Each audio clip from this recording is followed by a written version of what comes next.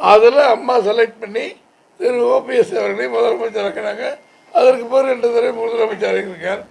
அதிலிருந்து அதிமுகவில் எவ்வளோ பெரிய பதவியில் இருந்தார் என்பதெல்லாம் உங்களுக்கு தெரியும். இன்றைக்கு தாய் கழகத்தில் போய் சேருன்னு சொல்கிறார். அதிமுக ஆரம்பித்ததே தீய சக்தி கருணாநிதியையும் தீய சக்தியினுடைய தலைவர் தீய சக்தி திமுகவையும் தீய சக்தியாக இருக்கின்ற திரு கருணாநிதி அவர்களையும் ஒழிப்பதனுடைய கடமைன்னு சொல்லி முதல் வார்த்தையை சொல்லி 72 அதிமுக கழகத்தை பொறுத்து எம்ஜிஆர் ஆரம்பித்தார்கள். எனவே அவர் பல தடவை சொல்லியிருக்கார், நான் எப்போ தீய சக்தி சொன்னேன் அப்படின்னு இப்போ சொல்கிறார். அதெல்லாம் நம்ம அவருக்கு பிரச்சனை என்னன்னு தெரியல.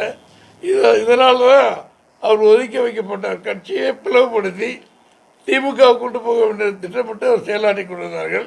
அவரோடு இருந்த திரு ஜேசிடி பிரபாகரன், மரியாதைக்குரிய மனோஜ் பாண்டியன், மரியாதைக்குரிய திரு வைத்தியலிங்கம் அவர்கள், இவங்கெல்லாம் போனதுக்கு பின்னால் வேறு வழியில் இன்றைக்கி ஒரு ஐயப்பன் ஒரு எம்எல்ஏ அவர் மகன் ஒருத்தர் போய் 3 பேர் சேர்ந்திருக்காரு.